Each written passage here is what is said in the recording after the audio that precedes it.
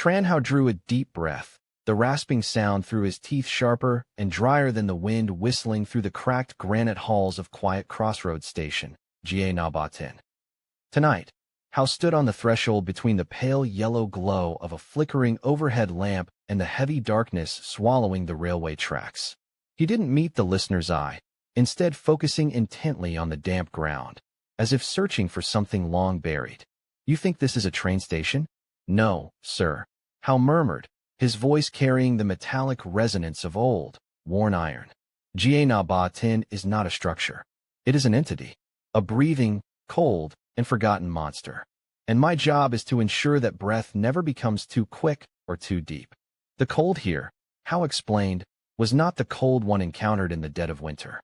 It was a chronic chill, a persistent, damp presence that seeped through his thick uniform and clung to the marrow, as if the blood in one's body was slowly turning to ice water. This cold rose from the soil, from the unprotected granite stones, from the rails that were perpetually wet despite the absence of rain. Everything at this quiet crossroads station, from the concrete blocks to the rusty rails, was slowly, deliberately resisting life. Trần Hạo role was clear, and he made sure to establish it for any foolish late-night passenger who lingered. "I do not sell tickets. I do not check fares. I am the keeper of the boundaries." He emphasized the word boundaries with a solemnity that made the listener shiver. "This is the boundary gate," Hal continued, pointing his index finger at the cobweb of cracks spreading across the old granite floor, where the line between life and death has decayed and is easily breached. "You see these cracks? Don't mistake them for age. They are caused by pressure. Pressure from below, trying to push up. The pressure of things we should never have excavated." Hal took another cold gulp of air. He explained that in his decades of service here, he had seen only one type of passenger, those desperate to escape somewhere or reach somewhere, but most importantly, those carrying the heavy burdens of failure and fear. Their desperation was the energy source maintaining what was trapped beneath the station floor. Every anxious sigh, every cold drop of sweat shed while waiting, was fuel for the spiritual machinery of Ga10. "I am speaking to you now, late-night passenger," Hal said, his voice dropping into a conspiratorial whisper, almost a confession, "because I need to hand over the rules. These are not traffic laws, they are survival laws. If you don't know them, you will become part of this place, and I will have to clean up the rest of you. Do not try to understand. Just comply, before the worst happens." Trần Hạo stepped out of the light, inviting the listener to follow him closer to the tunnel entrance, where the smell of sulfur and ancient grease mingled. He began to reveal the dark truth about the station's foundation, explaining why every exchange here demanded absolute reverence and mechanical adherence. "You see this concrete platform?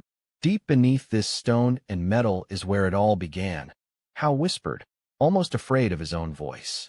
The truth was that Ga Nabatin was not built on ordinary ground, but on an ancient death tunnels. This was where thousands of plague victims were hastily buried alive during years of upheaval. Their souls were not released, shackled by the crushing weight of concrete, tons of rail lines, and the ceaseless night trains passing over their heads. All that anger, all that buried pain, they all have a representative, Hal said, his eyes fixed on the deep darkness of the rail lines. The representative is the night technician, whom all employees here refer to by the shuddering name, Brother Bay, on Bay. Brother Bay was a soul sacrificed during the first rail-laying ceremony, crushed when a bridge beam collapsed, and most crucially, his head was never found. Brother Bay is the embodiment of buried rage, a soul searching only for completeness. Brother Bay's work is to maintain the balance, somehow. He is always searching. He is not always here, but he appears when the station feels hungry, Hal warned. Brother Bay does not carry a lamp. He does not have a body to cast a shadow. The only sign of his presence is a scraping sound on the stone floor. He carries the old bladed shovel, the only metal part remaining of him, a battered but sharp shovel blade. The sound of the shovel scraping cap, cap, cap, cap, scrape, scrape, on the old granite floor, an echoing and haunting noise, signals that Brother Bay is at work, seeking justice, or more accurately, his missing head. Survival rule, Brother Bay. If you hear the shovel scraping, you must do this, without hesitation. Absolutely do not look at the spot where he is searching. If you look, he will think you see his head, or worse, that you are hiding it. Hal lowered his voice, just enough for the listener to hear. Immediately, you must turn your back to the sound. Bow deep, very deep, as if saluting the departed. And whisper 3 times, loud enough for him to hear, but soft enough not to disturb the silence. The earth is cold. Brother Bay, please keep it. He paused, letting the threatening silence swallow the words. If you look or try to help, he will believe you are a liar. And that old bladed shovel will be used for digging, immediately. You know what he will be digging. Moving away from the tunnel entrance, Hal led the listener toward the main hall, where the light seemed to dim further when approaching a massive brass statue. He switched to warning about dangers that lay not on the tracks or beneath the earth, but sophisticated traps embedded in the station's structure, intended to steal memories and souls. The danger doesn't always come from the shadows. Hal pointed to the brass dragon god statue located in the main hall, nearly as tall as 2 men stacked atop each other. It's the mascot, they say, but look closely at its jaw. Indeed, beneath the dragon god statue's jaw was always a strange layer of deep red rust. It was not common brass corrosion. It was a symbol of what it had swallowed. People rumored it was erected to suppress GA-10 and swallow lost children. But the horrifying truth was greater. It doesn't just swallow children. It drains the memories of those who gaze too long into its hollow eyes. The consequence of having memories drained is transformation into permanent passengers. They are soulless individuals, sitting in corners, staring into the void, forever trapped at GA-10, no longer knowing who they are or what they are waiting for. They are exhibits, silent warnings. Survival rule, brass dragon god. You must remember, you must not draw the dragon god's attention. Never utter the words dragon or brass when near this statue. You must refer to it as the metal mascot. If you see a plume of red smoke rising from the dragon's mouth, that is a sign it is active, it is hungry, Hal said urgently. You must immediately throw a key or any metal item you are carrying onto the floor. It must be metal that holds value to you. Then, shout loudly, to break its concentration, and run quickly to an area with running water, the restroom. Wash your face 3 times with cold water. This is the ritual of returning metal to the earth and dispelling the illusion it casts. Hal then brought the listener to the darkest corner of the lost and found area, pointing to an old locker cabinet. And this, the blood deposit box, locker number 113. Hal pointed at the cabinet. It is always here. It always contains what the desperate need most. Money, important documents, even an expired visa. It will give you an exit, but it demands spiritual value. Survival rule, locker 113. If you need it, you must place in the box a keepsake representing a significant part of your life. It must be an indispensable part, a wedding ring, a child's photo, a diploma, a medal of honor. If you only place in a trivial item, a paper clip, a small coin, a spiritual insult, Hal almost hissed. Locker 113 will open, but simultaneously it will take away 1 year of your life and 1 core memory. You will age noticeably and forget the reason you are alive, and you will become the next permanent passenger. Hal left the main hall, his breathing becoming heavier. He knew that after surviving the internal dangers of the station, the passenger would think of only one thing: escape. But even the exit was a trap. If you survive the night, you will start thinking about boarding a train. But you must know about the final platform, Hal said, gazing intently at his pocket watch, which had stopped long ago. Hidden platform number 9 is the platform that is not on any map. It appears only after midnight, illuminated by a dim oil lamp, dangling on a frayed rope. This is the final stop for weary souls, where the train only arrives to take them away permanently. The sign of the chosen person is unmistakable. You will receive a ticket with no clear destination, but bearing the mark of an inverted hexagram, 6-pointed star. That is the mark. You have been predetermined. The conductor at platform 9 is the conductor, the old ghost. He wears a pristine white uniform, his cap perpetually obscuring his face in shadow. He says no word, merely nods, inviting you aboard. Make no mistake, Hal whispered. This is not liberation.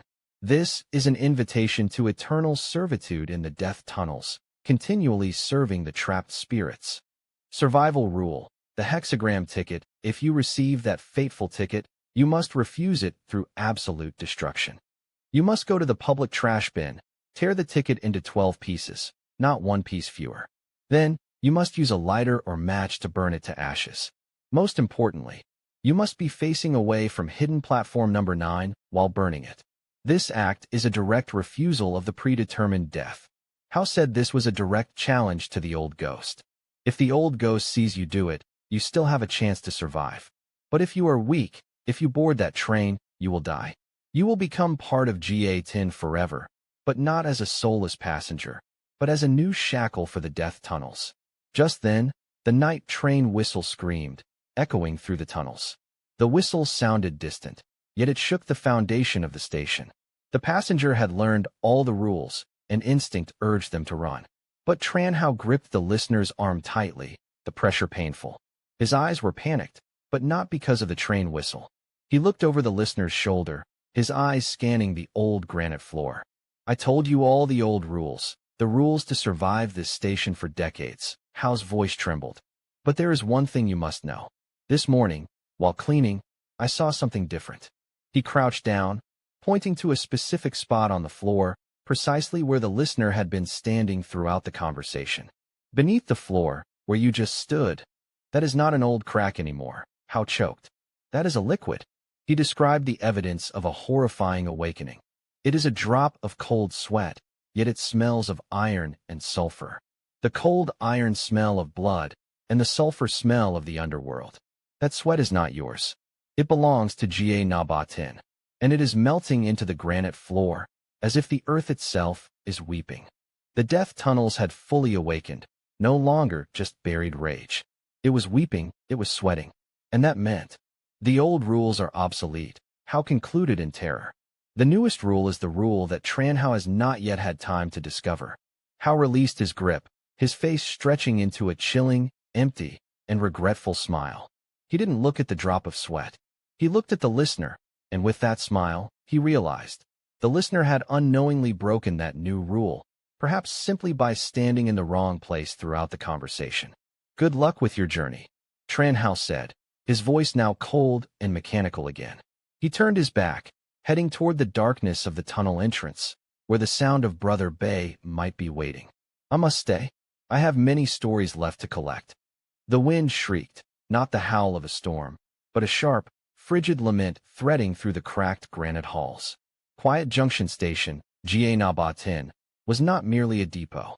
It was a breathing entity, cold, vast, and profoundly abandoned. My friend, Trần Hạo murmured, his voice swallowed by the sheer expanse. The chill here is not the cold of winter.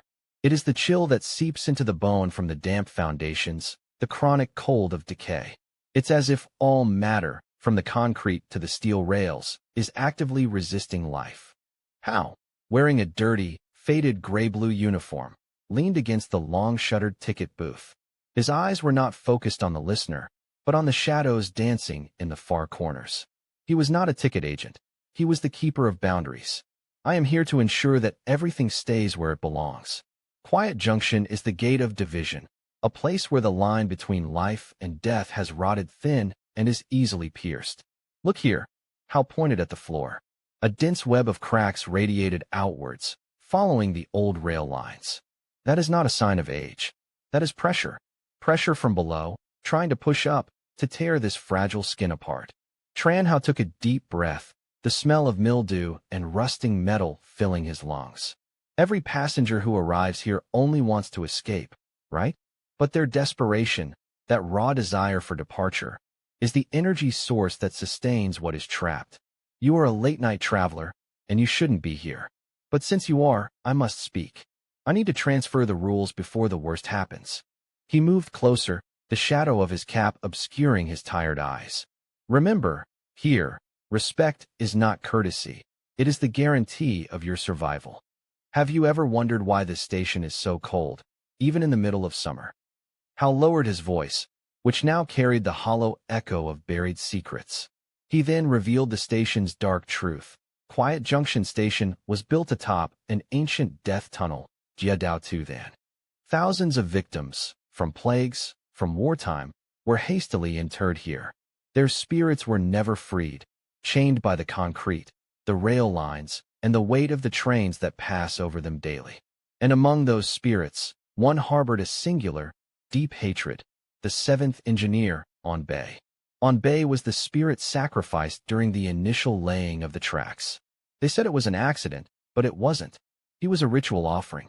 His body was crushed, his head rolled into a hidden corner, and now he is the embodiment of that buried rage, the unofficial warden of the tunnels. Bay is active at night.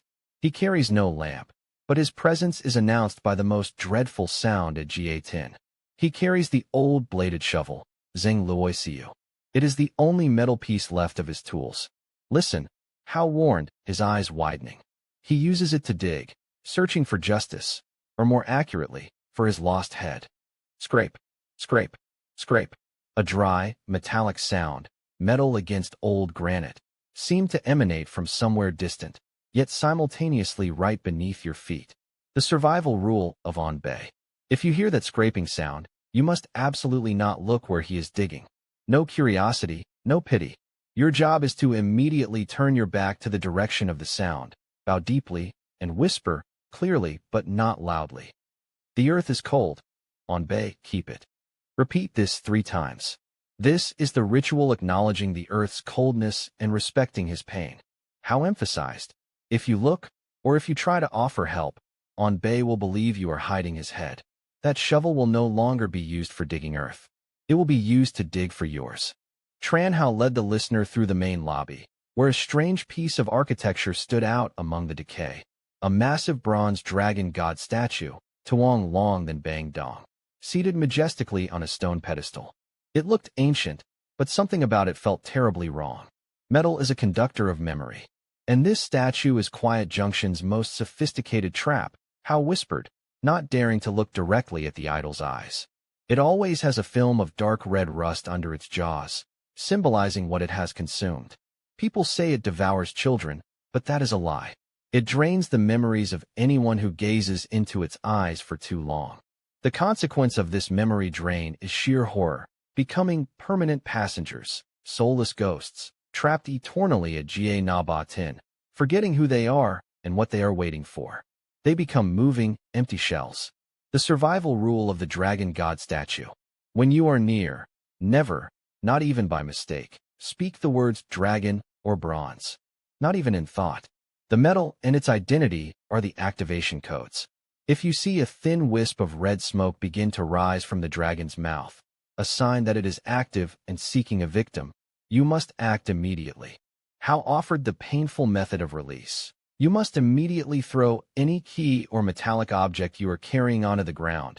Let out a loud shout to attract attention and interrupt the process, and run directly to an area with running water.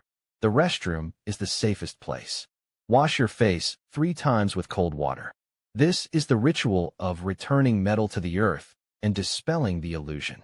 Next, he pointed to a dark corner, obscured by stacks of old luggage, the blood deposit locker, locker number 113. This locker always holds what the desperate need most: money, immigration papers, lost train tickets. But it demands a spiritual price. It does not want material currency. The survival rule of locker 113. If you need to open it, you must place inside a memento representing a core part of your life.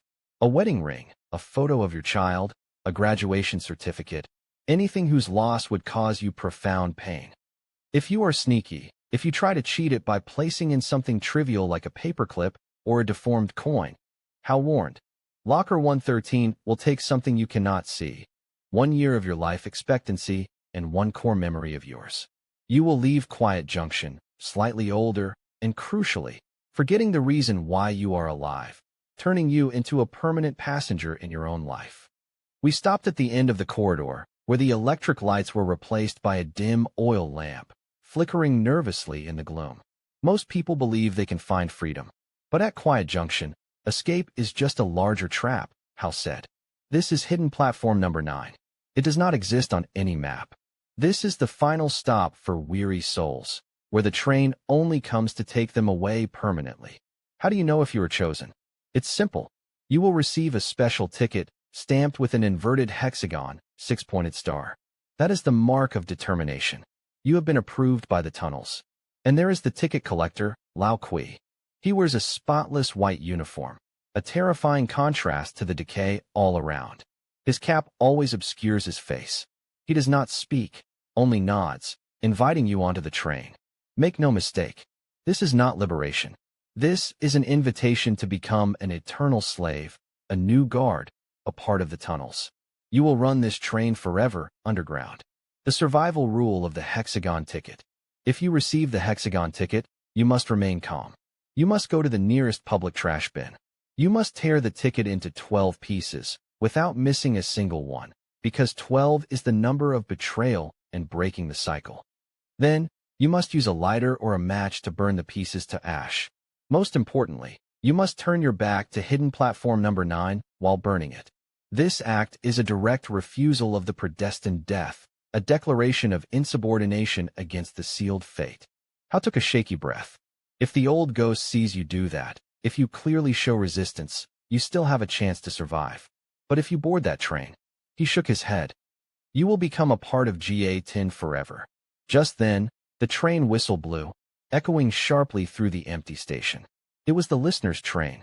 Go! The listener rushed to move. But Trần Hạo gripped their arm tightly. His hand was freezing cold. Wait. Even if you know all the rules I've told you, there is one thing you must know. Hao's voice trembled, his eyes looking frantically over the listener's shoulder, not in fear of what was behind them, but because he noticed a terrifying change taking place. I have told you all the old rules. But there is one thing you must know. This morning, while cleaning, I saw something different. Beneath the floor, where you were just standing, Hao pointed to a spot on the granite floor, right beside where they had been talking. That is no longer an old crack. He bent down, touched the floor, and recoiled as if burned. It is a clear, icy liquid droplet, like sweat. But it smells of iron and sulfur. Can you smell it? The sharp, metallic tang of rust and the acrid stench of sulfur permeated the cold air. That drop of sweat is not yours. It belongs to Quiet Junction Station, and it is melting into the stone floor, as if the foundation itself is weeping. The tunnels have fully awakened. Hao stared at the droplet, his face white. I prepared you for the rules of On Bay, of the Bronze Dragon, of the Old Ghost. But when the tunnels awaken, every rule becomes meaningless. He released the listener's arm, his face twisting into a chilling, empty smile. He had realized the final truth. The listener had unknowingly broken a new rule, perhaps simply by standing in the wrong spot. That spot was now sweating. The newest rule is the rule that Trần Hạo didn't have time to find out, he repeated, his voice distorted by terror and despair. You should go now. The train whistled again. Good luck with your journey, Trần Hạo whispered, turning his back to the platform, beginning to stare intensely at the iron sweat droplet. I must stay. I have many more stories to collect, to record the new rules. The listener felt a chill deep in their bones, not from the wind, but from the horrifying shock of realizing they had just been guided by a man who had accepted the horror, and that everything he taught was merely the prelude to the real death awaiting them.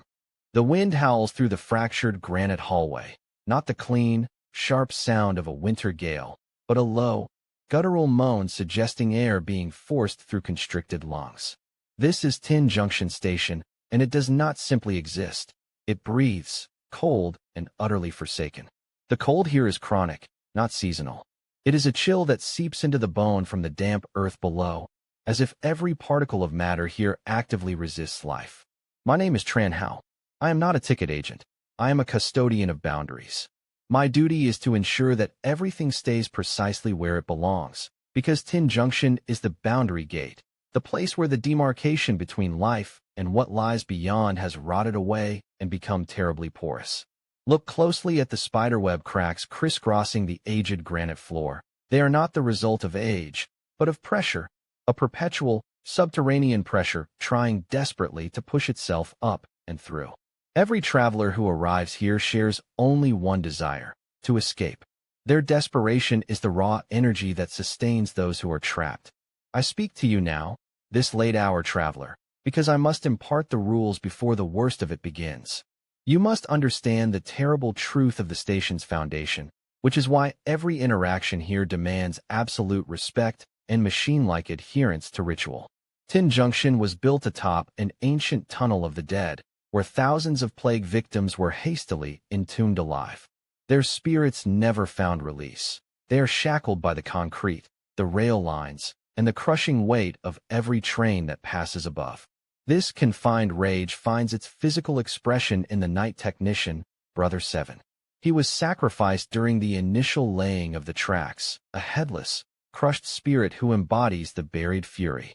He carries no lamp, but in his hand, he wields the old blade shovel, the sole metallic remnant of his body, and you will hear it. It scrapes and clanks, cap, against the stone floor as he searches for justice, or perhaps just his missing head. This is the first rule, and the most vital. If you hear that shovel scraping, you must not look at where he is searching. Immediately turn your back, bow deeply from the waist, and whisper, "The earth is cold, Brother 7, please keep it." If you look, if you attempt to help, he will believe you are concealing his head, and his shovel will be immediately utilized to excavate yours. The cap fades now, muffled, somewhere down the western corridor. I turn back to you, but the tension in my face does not ease. Brother 7 is the embodiment of bodily anger, the hunger of the tunnel. But the tunnel also knows how to hunt the spirit, hunting the very essence of what makes you you. These traps are far more sophisticated, disguised as art or convenience. My eyes shift toward the center of the waiting hall, where a massive, verdigris sculpture, twice the height of a man, stands sentinel. This is the bronze dragon idol, a structure that appears, falsely, to be the station's protector. Look closely, I murmur, pulling you back behind a pillar. The bronze has oxidized, creating that familiar green patina, but one thing never changes, no matter how much I scrub. Beneath its maw, there is always a layer of dark, thick, wet reddish rust. It is not bronze. It is clotted blood, compounded from pulverized memory. Local lore claims the statue was erected to ward off the restless spirits of children buried in the tunnel. The truth is far more horrifying. The dragon idol is not merely a devourer of children. It is a spiritual vacuum cleaner. If you gaze too long into its empty eye sockets, your memories will begin to dissolve. Not abruptly, but gradually, like ink in water.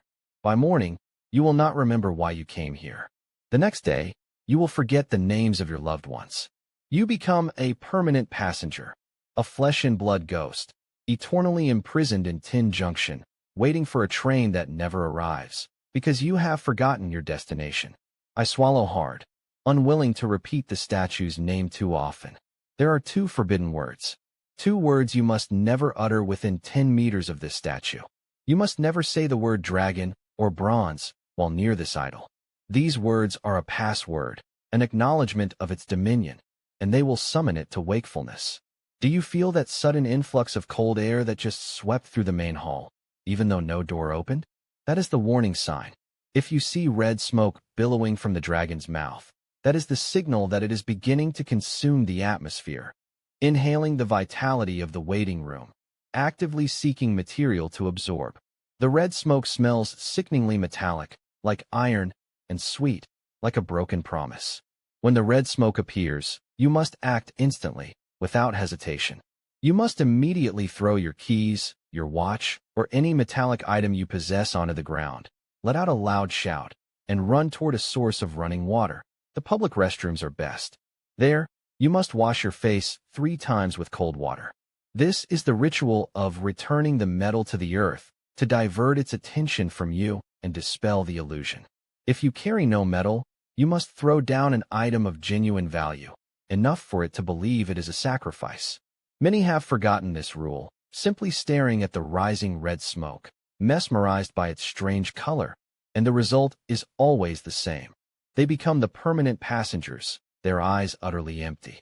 After passing the dragon idol, I guide you to a damp, dark corner of the lost and found section. Hundreds of old, dust-caked deposit boxes line the wall, except for one. This is the trap designed for true desperation, I whisper. Where Brother 7 uses brute force and the dragon idol uses deceit, this thing uses temptation. This is the blood deposit box, locker number 113. Locker 113 is strangely conspicuous. Though located in the filthiest corner, It is always clean, its combination lock gleaming as if freshly polished. If you are truly pushed to the wall, needing a massive sum of money, a lost document, a critical piece of evidence to escape a predicament, you will find Locker 113. And inside, you will find exactly what you need. Nothing more, nothing less. I explain. It is not a miracle. It is an exchange. But the price for this convenience is not currency. Tinh Junction does not care about money. It demands spiritual value. It wants an irreplaceable item, a token of immense personal significance, something that if you lose it, a part of your past dies. If you choose to use Locker 113, you must place an artifact representing a significant part of your life into the box. It could be a wedding ring, the first photograph of your child, a university diploma, or a fountain pen inherited from your grandfather. The value of the item must correspond to the depth of your despair. It must be something you are willing to sacrifice for survival. I recount a short, chilling story about a man named Lamb who desperately needed money to save his child. He placed an old paperclip into box 113, believing it was a standard deposit lockbox. The next morning, Lamb had the money, but he walked out of the station looking horrific. He had aged a year overnight, his skin desiccated, and worse, he couldn't remember why he needed to save his child. He had forgotten the feeling of loving his child, forgotten the baby's name. He was stripped of 1 year of his life and one core memory. I say, my voice laced with contempt for such foolishness. Locker 113 is a soul-trading fiend. If you attempt to trick it with a trivial item like a paperclip, a spare coin, or a piece of trash, it will believe you hold contempt for yourself and your life. Consequently, it will take the most crucial things without your consent, your lifespan and the core of your memories. You will get what you want, but you will forget why you wanted to live. Remember this. If you are not willing to pay the price with something you love, the price will be you. I step back, staring at the polished combination lock of Locker 113. Now you understand. The dangers are not only beneath the earth. They are in plain sight, hidden in the design of convenience and art. I move us towards the hidden tracks, offering the final warning, the deceptive path to escape, which is more perilous than staying. This is Platform 9, the platform not marked on any map, dimly lit by a single oil lamp. It is the supposed final stop for weary souls, where a train arrives only to take them away forever. The sign of the chosen is a ticket bearing the mark of the inverted hexagon upon it. The one checking tickets is the ticket inspector, the old ghost. He wears an impeccably clean white uniform and a cap that perpetually obscures his face. He never speaks, merely nods, inviting you aboard. This is not deliverance. It is an invitation to become an eternal slave in the tunnel of the dead. The ultimate rule. If you receive the hexagonal ticket, you must immediately go to the public trash bin, tear the ticket into 12 pieces, and use a lighter or matches to burn it to ash. You must do this while turning your back to hidden Platform 9. This act is a direct rejection of the predetermined death. If the old ghost sees you perform this destruction, you still have a chance. If you board that train, you die, and you become a permanent component of Tinh Junction. Suddenly, the air pressure drops sharply. A train whistle, long and mournful, sounds from the tracks. Your train. I clutch your arm, my gaze frantic, staring over your shoulder, not out of fear, but because I perceive a terrible shift taking place. I have told you all the old rules, my voice trembles. But there is one thing you must know. This morning, while cleaning, I saw something different. Beneath the spot where you were just standing, that isn't the old crack. I lean in, conveying the undeniable proof of the station's full awakening. It was a drop of cold sweat, yet it smelled of iron and sulfur. That sweat is not yours. It is Tinh Junction's, and it is melting into the granite floor, as if the very ground is weeping. The tunnel has fully woken. The newest rule is the rule that Trần Hạo hasn't yet found. I release your arm. My face contorts into a chilling, wide smile, because I realize you have, inadvertently, broken a new rule, perhaps simply by standing in the wrong position moments ago. I give you my final, frigid farewell. Good luck with your journey. I have to stay. I have so many more stories to collect. Trần Hạo was skeletal, his eyes shadowed beneath the fluorescent lights that sputtered overhead. He pulled his cap low.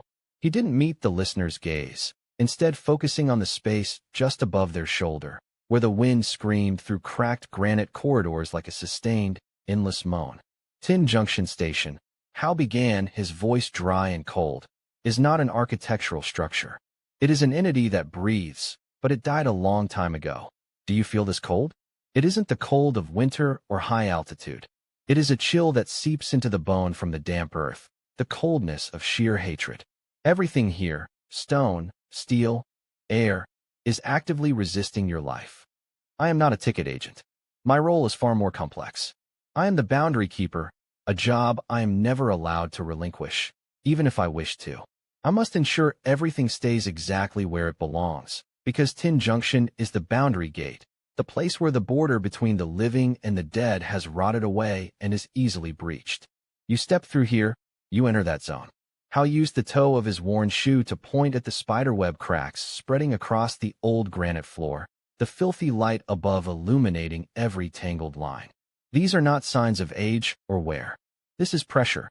Pressure from beneath, trying to push up. Something is trying to claw its way out of the ground, and it requires energy. That energy comes from you. Every passenger who arrives here only desires to escape, and their desperation is the fuel that maintains what is trapped. You want a train, right? You want to escape the shadow and the cold? Good. But before you can step onto any carriage, you need to understand the rules. I am speaking to you because you are the only late-night passenger remaining. I need to transfer the guidelines before the worst happens, before you become part of what I am trying to guard. The worst thing isn't on the tracks, Hal whispered, leaning closer. It's right under your feet. To understand the rules, you must understand the foundation. Tinh Junction was not built on ordinary soil. It was constructed over an ancient catacomb of the dead. During wartime, when the plague struck, thousands of victims were hastily buried alive right here. Their souls were never released, shackled by the concrete, the rail lines, and the weight of endless trains. They are still there, furious for being left behind. Among those spirits, one is especially important. Brother Bay. He was an engineer, sacrificed during the first rail laying. An accident crushed his body and severed his head. Now, Bay is the night technician, the manifestation of buried anger, who never sleeps. Bay carries no lamp. He also needs no eyes to see. He simply walks, searching for what was lost. If you hear metal striking stone, a dry, sharp sound, like clack clack, clack clack echoing from deep within the deserted corridor, that is Brother Bay. He doesn't carry a pickaxe or a crowbar. He only carries the ancient shovel blade, the only piece of metal remaining from his sacrifice, perpetually seeking justice or his missing head. This is the survival rule, Brother Bay. If you hear the shovel clacking, never look at the place he is searching. He is digging up the past, not your future. If you look, Bay will think you are trying to interfere, or worse, he will believe you are hiding the head he craves. Immediately, you must turn your back, bow low, very low, and whisper, as softly as possible, but clearly. The ground is cold. Brother Bay, please keep it. If you comply, he will ignore you, seeing only a shadow that respects the silence of the catacomb. But if you look, if you try to help, or if you ask, what are you looking for? The shovel will be used to dig up your head. Brother Bay will not stop until he finds what he believes was taken. And when that happens, you will become part of the death catacomb, forever searching for your own newly lost head. Not all dangers move, Hal said, gesturing toward the large statue in the main hall, where flickering lights cast long, distorted shadows. Some are embedded in the station's structure like traps for the mind. That is the bronze dragon god statue. It was placed here not for protection, but for collection. Do you see the dark red rust beneath its jaws? That is not dust. That is a symbol of what it has devoured. People say it devours children, but that is too crude. What it truly devours is the memory of those who look too long into its empty bronze eyes. If your memory is sucked out, you will turn into one of the soulless, permanent passengers you see slumped on the waiting benches. They are still alive, but they have forgotten the reason they are alive. They don't know their name, what train they are waiting for, or why they are at Tinh Junction. This is the survival rule, Dragon God statue. Never say the words dragon or bronze while near this statue. Those words are the key to activating it. If you see a thin stream of red smoke emanating from the dragon's mouth, a sign it is active and targeting you. You must act immediately. You must instantly throw any metal item you are carrying, a key, a coin, or any metallic object, onto the ground. Then, you must shout loudly to dispel the illusion and run to the nearest area with running water, the restroom. Wash your face 3 times with cold water. This is the ritual of returning the metal to the earth and confirming that your soul is not bound by matter. Next is something more dangerous, as it requires a choice. Do you see that box? In the darkest corner of the lost and found area, next to the faded sign marked 113. That is the blood deposit box. That box always contains what a desperate person needs most: cash, important documents, or a ticket they thought was lost. It is an offer, but it demands a spiritual price in exchange. Survival rule: Locker 113. If you open box 113 and take something, you must place an irreplaceable memento representing a significant part of your life into the box. It must be a non-replaceable item: a wedding ring, the only photo of your child, a faded diploma. The more personal the item, the more satisfied box 113 will be. If you scorn it and only place a trivial object, a paperclip, an old receipt, box 113 will take something far more valuable. It will take 1 year of your lifespan and 1 core memory. You will age frighteningly and forget a loved one or a life-defining event. Never underestimate the hunger of what is trapped here. Hal paused, taking a deep breath of the cold air that smelled of steam and rust. This was the hardest part. This was the final warning concerning the exit. You're waiting for a train, aren't you? Hal asked, finally looking directly at me, but his eyes were vacant as if looking through me. Everyone who comes here waits for a train. But there is one train you must never board. He pointed toward the end of the corridor, a nook submerged in thick darkness, where there were no signs or numbers. That is hidden platform number 9, Hal said, his voice dropping. It is not on the map. It is not on the schedule. Only those truly exhausted see it. It is illuminated by only a single dim oil lamp, dangling and trembling like a soul about to depart. Hidden platform 9 is the final stop. The train that arrives there does not take you on vacation. It comes to take you permanently, to turn you into a slave laborer in the death catacomb, forever pushing the buried souls deeper down. You will know you are chosen if you receive a specific ticket. If the ticket the conductor hands you has the mark of an inverted hexagram stamped in dark red ink, you are doomed. That is not a lucky ticket. It is a signed death warrant. And the conductor of Platform 9, the one called the Old Spectre, is a terrifying creature. He wears an immaculate white uniform, a dreadful contrast to the station's filth. His cap always obscures his face, but you will feel the icy gaze from beneath, and you will know you are being judged. The Old Spectre never speaks. He simply nods, inviting you onto the train. You must understand. Hal almost growled. Boarding that train is death. But rejecting the Old Spectre is harder than any other rule I have told you. He arrives when you are most desperate, when you are too tired of the cold and the fear. He is the assumed liberation. His invitation is soft as velvet, and you will want to accept it more than anything in the world. Survival rule. The hexagram ticket. This is the harshest rule, because it requires you to destroy your own hope. If you receive the hexagram ticket, you must immediately turn your back on the Old Spectre and Hidden Platform 9. You must walk away, not run, not rush, but decisively. You must go straight to the nearest public trash bin. Your salvation lies in systematic destruction. You are not allowed to carelessly discard the ticket. You must tear that ticket into 12 pieces. No more, no less.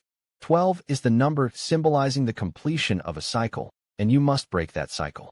After tearing it, you must use a lighter or matches to burn all 12 pieces to ash. Throughout this process, you must continuously keep your back turned to Hidden Platform 9 and are not allowed to turn around to check if the Old Spectre is still there. When the flame dies out, you must whisper another phrase, not for Brother Bay, but for Tin Station. I have returned this to the emptiness, and I own nothing more. This action is a direct refusal of the predetermined death, an insult to the catacomb. If you do it, and if the Old Spectre sees you destroy your ticket but cannot stop you, you have earned another night. You have bought more time. But if you hesitate, even for a second, the Old Spectre will do nothing. He will simply smile, and though you won't see his face, you will feel that smile, and he will simply nod. At that point, no rule can save you anymore. You have accepted your fate. You will step onto the carriage, and the door will close. Those who travel on that train never arrive anywhere other than their own personal hell, becoming the distorted train whistles that echo forever in the tunnel. Do you understand? Hal gasped. The hexagram ticket is the kindest invitation this place offers, and it is the deadliest trap. You must destroy it. You must destroy it completely, methodically, and never look back at Platform 9 while you are doing it. Just as Hal finished his warning, a train whistle blared, piercing the cold air like a rusty knife. It was the listener's train. The listener immediately rose, relief mixed with dread. But Trần Hạo gripped the listener's wrist, the force shockingly strong for a man so thin. Don't, Hal hissed. His eyes were frantic, but not from fear of Brother Bay or the old specter. He was looking past the listener's shoulder, at the old granite floor where they had just been standing. I told you all the old rules. Everything I know to keep myself and others alive through the night. But there is one thing you must know. Hal's voice trembled almost to the point of breaking. This morning, while cleaning, I saw something different. Beneath the floor, where you stood while listening to me, that is no longer an old crack. Hal released his grip, lifting a trembling finger to touch a small spot on the floor. The place was damp, even though the ceiling was dry. He raised his finger. That is a cold drop of sweat. But it smells of iron and sulfur. Can you smell it? That sweat is not yours.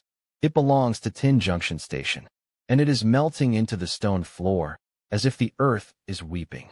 Trần Hạo stepped back 2 paces, his face contorting into a chilling, agonized smile. His gaze no longer held the vacancy of a gatekeeper, but the horror of profound understanding. The catacomb has fully awakened. It no longer just reacts to our rules. It is creating its own. And the newest rule is the one Trần Hạo hasn't figured out yet. Hal realized the listener had inadvertently broken a new rule, perhaps simply by standing in the wrong place while listening. He let go of the listener completely, the train whistle sounding a final, insistent call. Good luck on your journey. I must stay, Hal whispered, his voice returning to cold, impassive neutrality. I still have many stories to collect, and I think I just got a new one to tell tomorrow night. The story began with Trần Hạo voice, a hoarse rasp carried on a wind that whistled through the fractured granite corridors, insisting that Junction Serenity Station was not merely a depot, but a breathing, frigid, and abandoned entity. The cold at Serenity Station was a distinct physical entity.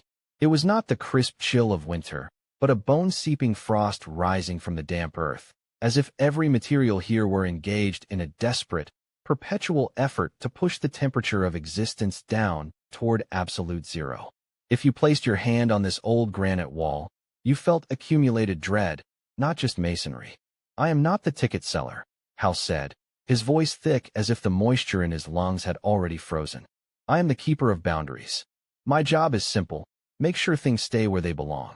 Sounds easy, doesn't it? But Junction Serenity is the boundary gate, the place where the limits between life and death have rotted away and are easily breached. He pointed down at the floor, where spiderweb cracks spread beneath the flickering yellow electric lights. You see these fissures? Don't mistake them for old age. That is pressure from below trying to push through.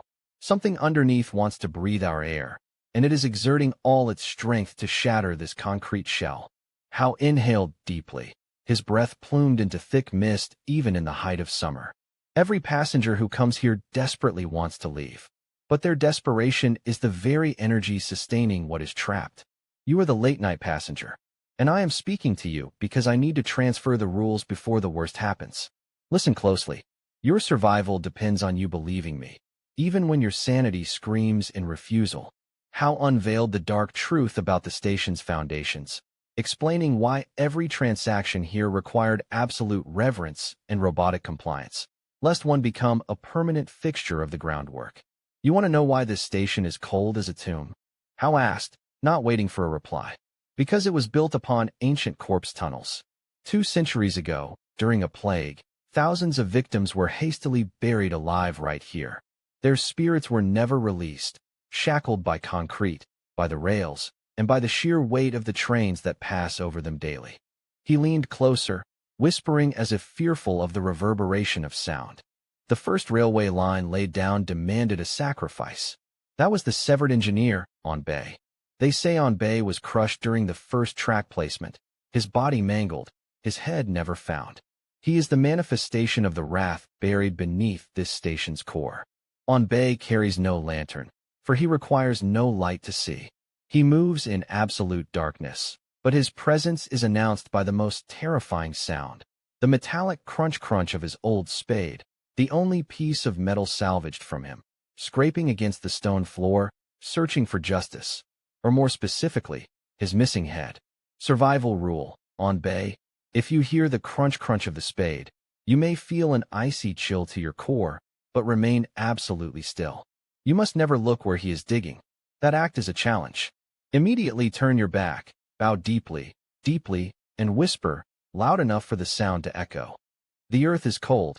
Onbei, please keep it.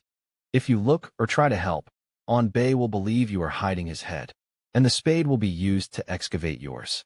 How shifted his focus to dangers not lurking on the rails or beneath the earth, but those subtle traps built into the very structure of the station, designed to steal memory and soul, turning victims into eternal passengers. You see that statue? How pointed toward the main lobby, where a large, dust-covered bronze dragon statue stood prominently. It looks magnificent, but stay clear.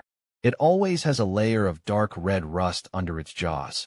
That is the color of blood, symbolizing what it has consumed. The dragon statue is rumored not only to swallow lost children, but has a far more gruesome ability. It devours memory from those who look into its eyes for too long, especially at night. The consequence? You become one of the soulless, eternal passengers, unable to recall who you are, why you are here, or where you need to go, trapped forever at Junction Serenity. Survival rule, dragon statue, absolute taboo. Never speak the words dragon or bronze when near the statue. Be careful even thinking them. If you see a thin stream of red smoke curling from the dragon's mouth, a sign it is active, feeding, you must act immediately. You must instantly throw any metallic item you are carrying, a key, a coin, or a clasp, onto the floor, let out a loud shout to break its concentration, and run rapidly to an area with running water, the restroom. Wash your face 3 times with cold water. This is the ritual of returning the metal to the earth and washing away the illusion. Down the dark corridor, how pointed to a dilapidated locker unit. That is the blood deposit box, locker 113. It is tucked into the darkest corner of the lost and found area. It always contains what the desperate need most: cash, vital documents, a secret train ticket. But it demands spiritual currency. Survival rule, locker 113. If you wish to take anything from it, you must deposit a memento representing an irreplaceable part of your life: a wedding ring, a child's photograph, a university diploma. It must hold profound, non-monetary value. If you only deposit something trivial, a paperclip, a receipt, locker 113 will take 1 year of your lifespan and 1 core memory, causing the violator to age rapidly and forget the reason they are still alive. How delivered his final warning concerning the options for escape: a presumed exit more dangerous than staying, where only an act of destruction offered true hope. Your train hasn't arrived yet. Hal leaned in, pointing behind an old brick wall. But there is always a train ready for the most weary. That was hidden Platform 9, the track that exists on no map, illuminated by a single flickering oil lamp. This is the final stop for souls who have accepted defeat. The train arrives only to take them away permanently, to become fuel for the corpse tunnels. The sign of the chosen. You might see another passenger receiving a special ticket. It has no seat number, but bears the mark of the inverted hexagram, 6-pointed star. That is the sign you have been chosen. That passenger is waiting for you. The collector at Platform 9 is the conductor, Old Ghost. He wears an impeccably clean white uniform and a cap that perpetually obscures his face. He never speaks, only nods, inviting you aboard. Make no mistake, this is not salvation, but an invitation to eternal servitude, pulling the ghost trains beneath the earth. Survival rule, hexagonal ticket. If you receive the hexagonal ticket, you must do the opposite of everything you have been taught about valuing a train ticket. You must go to the public trash receptacle, tear the ticket into 12 pieces as small as possible, and use a match or lighter to burn it to ash. This is the crucial part. You must keep your back turned to hidden platform 9 while burning it. This act is an absolute refusal of your designated death, a declaration that you will not accept your role in the mechanism. If the old ghost sees you do it, you still have a chance. If you board the train, you die and become a permanent part of Serenity Station. A distant train horn wailed, the sound like the drawn-out metallic scream of old iron. Final release was near. The listener, mind reeling from the litany of terrifying rules, began to step toward the main track. But Trần Hạo held them back. He gripped the listener's wrist, the force tight enough to make the bones creak. The panic was no longer masked in his eyes. Hao's terrified gaze looked over their shoulder, not out of fear, but because he perceived a dreadful change underway. The second train whistle sounded, closer, promising an end. "Don't go," Hao hissed, his voice no longer that of a weary gatekeeper, but grinding metal. He pulled the listener back to the exact spot where they had been standing, right in the middle of the corridor, at the intersection of two major cracks. "I have told you all the old rules. I have taught you how to avoid on Bay, how to evade the dragon, and how to deny the old ghost." Hao panted, his breath creating a thick vapor. "But there is one thing you must know. One thing even I dared not believe. This morning, when I was sweeping, I saw something different. Beneath the floor, exactly where you were just standing, it wasn't just an old crack." Hao released the listener and immediately knelt, his hand touching the cracked granite floor. He didn't use his hand to check the temperature, but to feel for life. "It's damp, but it's not rainwater, not the earth's moisture. It is." Hao's voice trailed off. He looked up, his face stark white under the flickering light. "It is a cold sweat, but it smells of iron and sulfur. Do you smell it?" The listener inhaled, and an immediate wave of revulsion rose. The scent of cold iron and acrid sulfur, like rotten eggs or an explosive charge, mingled, creating a stench of industrial decay. This odor overwhelmed the station's chronic dampness. "This sweat is not yours. It is not mine. It is Junction Serenity Station's," Hao repeated, as if trying to convince himself. He pointed to a small, nearly transparent spot spreading across the stone. "And it is melting into the granite, as if the foundation is weeping. It is weeping because it is awake." Hao turned to the listener, his eyes frantic. "The corpse tunnels are fully awake. They have grown tired of being suppressed by us. They are changing the rules. Everything I taught you is old theory. The cold is no longer defensive, it is an attack. This sweat is the proof. It is poison. It is the sign that the foundation is being pushed up from below." Hao backed away, his hands shaking as they rose to cover his mouth. He stared intently at the spot where the listener had stood just before the first train whistle. "We failed," Hao whispered. "We failed." The newest rule is the rule that Trần Hạo didn't have time to find. His panic suddenly dissolved into a dreadful acknowledgement. He was no longer looking at the listener as a guide, but as a witness to disaster. What did you do?" Hao asked, his voice now almost a maniacal laugh. "You stood there, didn't you? You stood directly on the largest crack intersection. You were obscuring that spot of sweat. You were blocking the eye of the underworld." Trần Hạo laughed aloud, a dry, joyless cackle that echoed in the empty station lobby. The train whistle sounded a third time, right outside. The train was here. But now, it was no longer an escape. You stood there too long, right where the earth's breath needed to escape. Hao explained, his chilling smile widening on his face, revealing stained teeth. "You blocked it. And now, you are the first to pay the price for this change." He slumped his shoulders, resigned. He made no effort to save the listener now. He had to stay, observe, and record this new rule. "Good luck on your journey," Hao said, turning his back and beginning to walk away, the clop-clop of his old leather shoes echoing on the stone floor. "I must stay. I have so many more stories to collect. I must document this awakening. I am the keeper of boundaries, after all, am I not? And now that boundary has been redefined, thanks to you." He did not look back at the listener, who stood frozen, the clammy cold of sulfur and iron having seeped into the soles of their shoes, facing the spreading patch of hellish moisture, opposite the train that had just stopped on the main platform. Not hidden platform 9, but which now looked more terrifying than any ghost train could ever be.